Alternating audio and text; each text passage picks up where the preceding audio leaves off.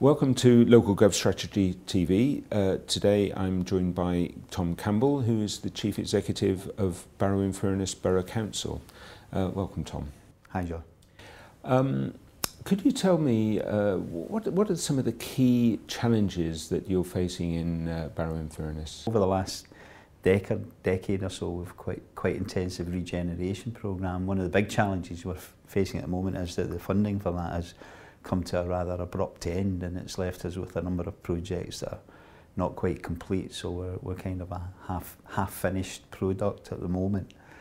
And then of course on top of that, the council itself is having to deal with very substantial reductions in government funding, so we're downsizing at a time really when the community could do without losing more jobs.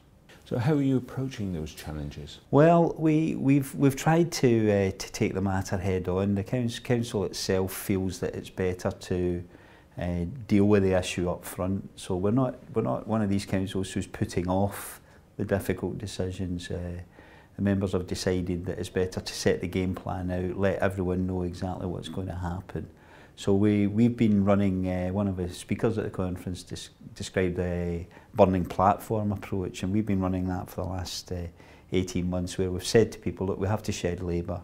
We've given them the opportunity to volunteer to go, but we've timed that to suit the organisation. So some people we've let go a bit sooner, other people we've told them that they have to stay on because we're not quite ready for them to go. So we're trying to ease the organisation into its new shape, and big downsizing. It's about a 30% reduction in our overall workforce, and as I say, for a small town that's quite a significant hit.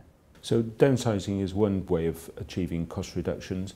What about efficiencies and using perhaps technology to create backroom efficiencies and or back office efficiencies and other approaches? Yeah. I mean, obviously, you know, downsizing is only one element of it. The council's got a very broad-based strategy to balance its budget. I mean, we're having to ask citizens to pay more.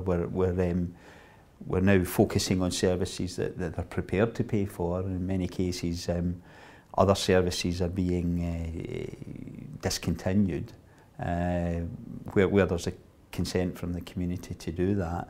But a consequence of us downsizing is we need to review our technology, because we now have a lot of empty desks. We have a change in the design of the service that we're providing.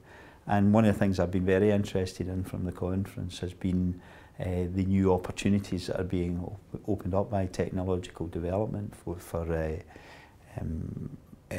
home working, for use of cloud to store data. So most small councils, a large part of their resources get taken up by being independent in technology, and I think probably for district councils now that this is signalling the end of that, and what we'll have to do is find the right environment that we want to work in for the future. But we need to look a bit longer term, I think.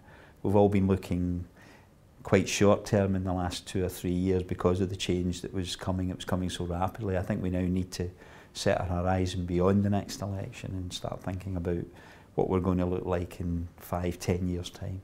So have you got any specific examples from the conference, any particular ideas that you want to take away and think about implementing in Barrow? Yeah, as I said, we have, because we've had to restructure so much, we're asking people to be more adaptive in what they do, and I've been quite interested in some of the ideas about you know, redesign of service, lean management, use of mobile technology. So we've created a lot of space in our